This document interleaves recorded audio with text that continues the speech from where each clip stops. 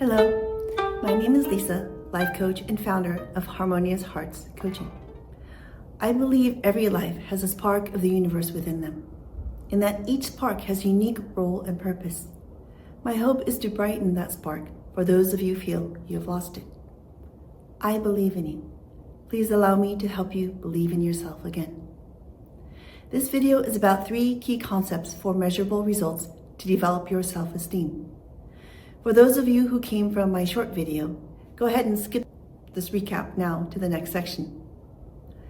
Many videos out there focus on positive self-talk or just tips and tricks to make you feel better about yourself. Self-esteem seems to be a vague, nebulous concept, how we feel about ourselves. But it is extremely difficult to develop something when you don't really have a good grip on what it is, and certainly not in a measurable way. I like concrete, visible results. So 3 concepts I want to introduce are value, scales, and milestones. Value. Self-esteem is your view of your own value or worth. But because what people value is different for each person, until you know what you value, you may be working on all sorts of things, but may or may not actually be developing self-esteem in your definition. Scale. Until you create a scale, your 0 to your hero, and put yourself on this scale. Even if you make and reach goals, it's difficult to feel accomplishment because you don't see where you started. You can't really measure your progress. For anything, you must know your goal in order to reach it, and your starting point in order to know which direction to go, because the path will be different for each person, depending on your starting point relative to your goal. Milestones. Failure doesn't exist. It's only temporary if we don't give up. But we can't jump a canyon. Therefore, we need to break it down into baby steps or milestones to help us along the way. We have to have patience. Value, scale, and milestones. These concepts are what I hope to explain a little more and walk you through with worksheets in the video link below, or screenshot here if you'd like.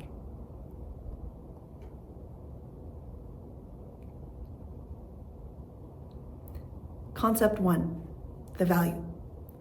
If self-esteem is your view of your own value or worth, the first question that comes up is, what do you value? What is it that we're going to measure? Think about all the things you value in people, the things that make you feel like they have what you want or are the way you want to be. The people who have great self-esteem and self-confidence in your eyes. Write them down. And try to be as specific as you can, because we need to identify measurable values. A few examples. Do you value beauty? What about beauty? What is it about those people you feel are beautiful that makes them beautiful? Is it their style, makeup, or clothes? Is it more their posture or the way they carry themselves? Do you value success? Again, be specific. How do you define success? Is it financial stability? And do you define stability as having enough to cover your bills, having enough money to do whatever you want, or being content with what you have? For many people, no matter how much they make, it's never enough. If money isn't what you value, is it having a successful career, a high-paying one, or one you love? Maybe it's the ability to socialize, public speaking, or is it the number of books you've read or published? It could be all of the above. But just jot them down all first. We'll sort them out next. An example I want to give is when I was in middle school, my self-esteem was based on how many people talked to me, let's say at an event. I guess I valued popularity then. But since I tried to avoid people and hid in corners with a friend or two the best we could, there weren't many people who came up to talk to me. So my self-esteem stayed low. I wasn't interesting, was my conclusion. It didn't matter that I didn't give people the opportunity to talk to me. I didn't realize that this measurement of value I'd created for myself wasn't the best to go by. I didn't realize I was measuring myself at all. So awareness of how we often subconsciously sabotage our own ability to evaluate ourselves, much less develop ourselves, is key. My current value is being able to help people find joy and happiness. Once you have your list, prioritize them. 1 through 3 or 5, however many you wrote. Which one do you value most? Which one is number 1? You can do the following exercises with the rest of them, and I'll be giving 3 examples to try to accommodate different values. But we really want to focus on improving just one value at a time. Otherwise, you may get overwhelmed and not make as much progress. It could leave you feeling like you failed, which is completely the opposite of raising your self-esteem, which is what we're trying to do here. But I wanted you to list all of your values so you can see that there are many depths to our own measure of our own self-esteem. So again, which one do you value most? This is what we're going to focus on going into concept number 2. Concept number 2, the scale. Once we have values, we can create a scale to establish baseline or your starting point and then a goal. Something to keep in mind is, how are you going to measure this? Because there are a lot of ways to measure things out there. And if we don't use one that fits the best, you'll end up like me in my popularity scale. So label it first. Say public speaking is your value. We'll label it public speaking, or successful career, or beauty, whatever yours is. What is the scale? 0 to hero. 0 on one end, hero on the other. Then fill in, who is your hero in your value system? For example, if you value people who are well-spoken and can give polished speeches in front of large crowds, who is your hero, or who do you look up to in this field and wish to be like? When I was young, for beauty and style, and probably because these movies were about transformation and ugly duckling stories, I loved my mother's favorite actress, Audrey Hepburn, her elegance and grace in My Fair Lady, and Julia Roberts in Pretty Woman. And for speaking, I loved Julie Andrews in Mary Poppins. Her self-esteem and enunciation, her poise when speaking, really was practically perfect in every way. Let's fill these in. Public speaking, heroes would be maybe national leaders. For me, it was Mary Poppins. And we need some numbers and specifics in here. So let's say there would be thousands in the audience, or TV presence, international crowd. For career, someone with their own business and brand making 1 to 2 million a year. Beauty, maybe a model or actress with their own beauty product line, featured in Vogue magazine. Fill out as much detail as you can. Once we set our scale, think, where am I on this scale? The scale is how you judge people, whether they're successful or not. Where do you see yourself? And put yourself on the scale in 2 places. A, where am I comfortable or am currently at? And B, where I can be if I need to. And once you determine this, you have your baseline or your starting points. So again, A, where I am currently or where am I comfortable? In my mind, I'm thinking, I'd rather not, but I'm fairly comfortable speaking in front of 4 close friends. So putting A here, 4 friends here. And B is, I can if I must. In my head, I'm thinking, I'd really rather not, but I can speak in front of 8 coworkers or a small committee if I have to. Anything more would lead to high stress, nausea, hyperventilation, freeze, etc., etc.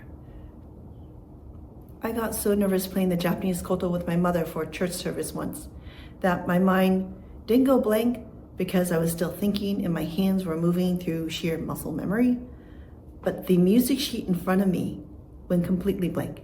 It was pure white, which made me panic more. But gratefully, my fingers kept moving and I got through it through sheer concentration on remembering the sound of the music piece and muscle memory. When I told my mother later, she said, "Oh, that's happened to me before. It happens when you get too nervous." I had no idea that could happen, so good to know. But getting back. Career, it's like currently maybe a part-time job. I can if I need to do 9-to-5 job. Beauty, currently I'm invisible. If I had to, I could be plainly visible. Now that you know where you are, think next. Ideally, where do you want to be on this scale? Your ideal goal. If you want to go for a hero, go for a hero. Ask yourself, if I were able to do this or get this far, X, I would see myself as successful, acceptable, and my self-esteem would be higher.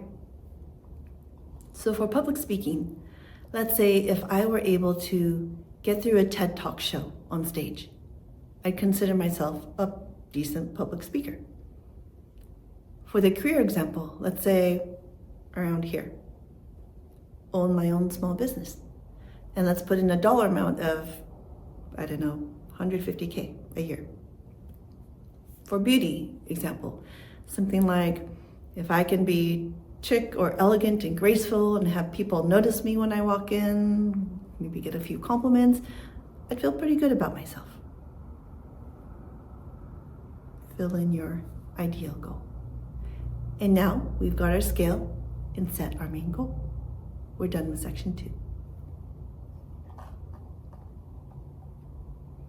Concept 3 are milestones. We need to set milestones to that main goal. Like Neo in the movie The Matrix, they said, no one ever made the first jump. No matter how much self-positive talk we can give ourselves, we can't jump a canyon. Too often we try and fail and then say we're no good. Without stepping stones, you set yourself up for failure. Instead, set yourself up for success. We have to be patient, break things down into just right sizes. It's the Goldilocks rule by, I believe it was James Clear, in his book Atomic Habits. I love his book, highly recommend it. But the theory is not too big, not too small, just right. And that's how far apart you want to set your milestones, stepping stones to your goal. Push yourself to the edge of comfort. Practice it until you're not comfortable, but almost comfortable with it. And then after a little break, push yourself to the next edge of comfort. Keeping a good balance between your push and rests is also important. I would also recommend using the SMART goal method to help you create your milestones. SMART as in specific, measurable, achievable, relevant, and time-bound. Create your milestones, and here I'm going to say, set a timeline for only the next milestone, not all of them. With the attitude of, I think it will take me not how long, but the number of times to become comfortable with the first milestone. This is because self-esteem is not self-confidence. Self-confidence comes from practice. I came to this conclusion, then had to look it up to make sure I was understanding it right. So what is self-confidence exactly? Self-confidence is defined as confidence in oneself or in one's power and abilities. I'm thinking, okay, well, that's pretty obvious. So what is confidence then? Confidence in the Cambridge Dictionary definition is the quality of being certain of your abilities, or in Merriam-Webster's definition, is the quality or state of being certain. So basically, confidence is just being certain of your abilities. Well then, how do you become certain of your abilities?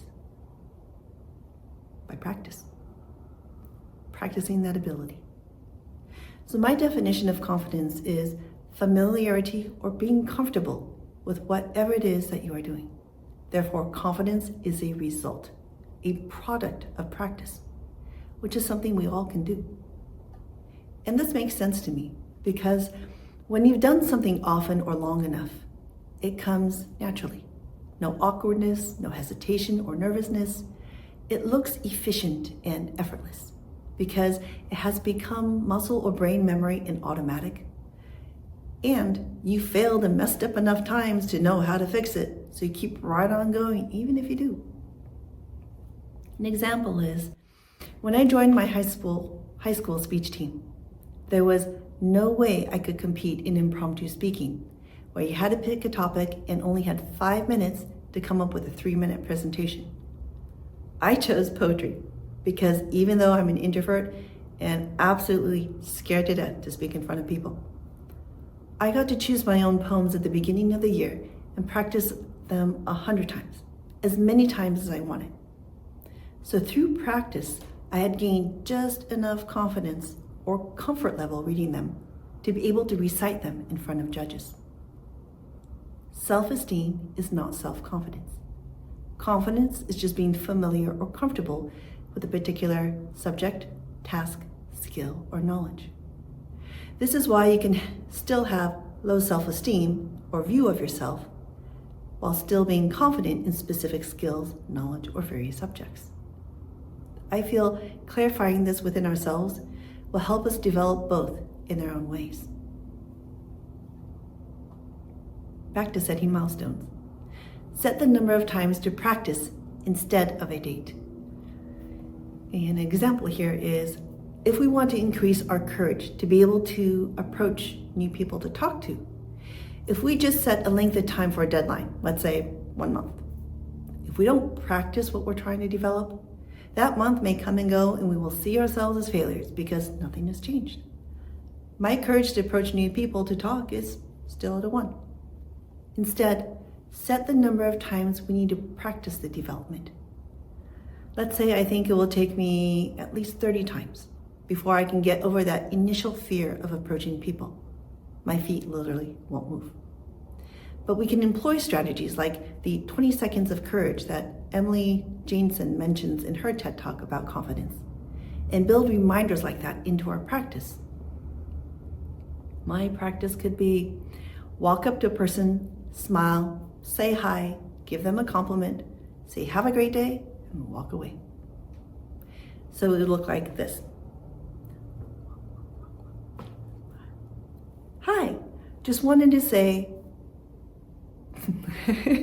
try that again. Hi, just wanted to say, love that hat you're wearing. Have a great day, and walk away. That was less than 10 seconds, and probably only 5 of it was talking. That's a small enough step, a short enough step to set me up for success. Had I tried to walk up to a stranger and try to start a conversation with them, I definitely would have failed. There are too many variables I can't control. I don't know what they like. I don't know what they're doing there. I don't know if they're waiting for someone. I don't know what I would talk about. Too many. Or had I decided to just smile and say, have a nice day, they may have looked at me weird thinking, who is she? What was that about? And that weird face they make will feel negative to me. So by adding in the compliment, it doesn't guarantee, but definitely help the person that I approach be able to give a positive reaction, which in turn builds my courage. Now, if I do this 30 times, in 20, 25 out of 30, I get positive reactions. What will this do to my courage and comfort level with approaching new people? Most likely, it will increase both my courage and comfort level. I am never going to be fully comfortable with approaching new people, but that initial freezing fear of approaching them will begin to calm after enough times. Might take 50 or more, but when it does, I can move on to my next milestone goal. And it's totally okay to fail, because it's never plain failure. I remember watching my kids. Toddlers fall time and time again. How many times do they fall before they can actually walk? They're not failing every time they fall. They are building up the muscles in their legs, their core, and brain connectivity for balance and coordination that need to develop before they can put everything together to reach this milestone of walking independently. Just like these toddlers, we learn, grow and become stronger from our failures as long as we evaluate them. And for those of you out there, those of us who are highly critical of ourselves and we can't get out of our heads, we can evaluate ourselves more successfully with someone who is above us on our scale and understands why we're stuck. So make sure you have someone to see past yourself if you know you do this often. I ran into a TED Talk called Courage to Fail by Richard Sudek, who speaks to being open and sharing our failures as encouragement for others. Although, no, I think that we need to be somewhat okay with ourselves before we're okay to share our mistakes. But he's also trying to teach people that the mindset of failing equals bad isn't necessarily true, but that failure equals learning. And it's part of the process to succeed. Understanding this is the easy part. He says the hard part are the emotions that come with it, because emotions are messy. But even here, he says there's opportunity. I love that he says, if failure is part of the process to succeed, race towards failure so you can succeed faster. That's a really interesting concept. Because I think what he's saying is that by speeding through the failure process, we get to our success faster. And 2, we shorten the time that we're in that emotional mess. This actually sounds really good. Just something to think about. I linked his talk below. But again, back to milestones. To set yourself up for success, spacing those stepping stones, making sure they're the right spacing, and that you'll be progressing through them at a sustainable pace is key. So for the sake of time, let's just add a few for each here. Before going straight to the TED Talk, maybe from 8 co-workers, we can try a group of 20 or so at a small church or community gathering or reunion, and then maybe a Toastmasters group of 50, and then 100. For career, maybe from a 9-to-5 job to remote work, and do a job you love, maybe one in the same industry as a small business you want to have at the end. For beauty, going from invisible and plain. Step 1 might be finding the tones and shades that match your complexion, and the same with clothes and makeup. Maybe increments in between could be going to a department store and having them find outfits for you. Even if you don't buy them, you'll start to get to know what styles and brands you like, and what patterns and cuts flatter your body type. Or maybe improving posture. Perhaps take posture classes, or watch videos on how to walk, sit, or just keep your chin up and shoulders back. You first practice them at home when no one is looking, then step it up to practicing when you're outside.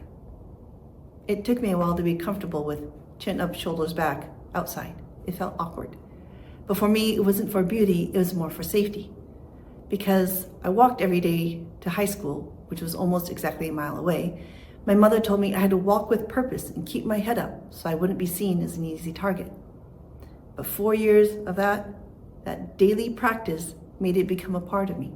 It became more natural. So fill in your milestones. And for the T in SMART goals, it would be good to set what I call a soft goal for yourself. 1 month, 3 months, 6 months. Not as a deadline to reach, but as a time to evaluate your progress or re-evaluate your system, your values, skills, and milestones, so you're not just dragging it on and not making any progress because you're not practicing any of it. It's a way to hold yourself accountable. So set that into your calendar or ask a friend to hold you to it. In conclusion, remember self-confidence just comes from practice and becoming familiar with a subject or skill. Self-esteem is your overall sense of your value or worth, which is determined by your own view of yourself. So in order to increase your view of yourself, the 3 key concepts, again, are value, scaling, and milestones. Know your values. You need to define the value or worth that you actually judge yourself by before you can start working to increase it. Create your scale. You need to create your own scale to know where you are measuring from and to in order to see progress and have the encouragement to continue. Set milestones to your goal, stepping stones with just right spacing and pacing to get you there without injury or burnout. Positive self-talk by self is limited in how much it can help you raise your self-esteem. Because no matter how much you tell yourself you're good or smart or worthy enough, if you're not addressing the things you value or take action to raise yourself on your scales of how you measure people, your sense of your overall value most likely is not going to change. You need to know what you're measuring, how you're measuring, and progress in the right increments. Once you're able to understand these 3 key concepts and fill out the worksheet, you will have created your action plan with measurable and achievable goals. Now it's up to you to go out and do it. One of the wisest Chinese philosophers, Lao Tzu, said, "A journey of 1,000 miles begins with a single step. Go and take that first step. I believe in you." And after you made some progress, come on back and learn more. Our self-esteem is also determined by whether or not you accept or are able to accept yourself as you are. Therefore, self-acceptance comes into the equation, which in turn is determined by how you see yourself or self-concept. But I'll have to cover those in another video to come. So until then, know yourself, love yourself, and shine from within. Thank you so much for watching, and have a great week.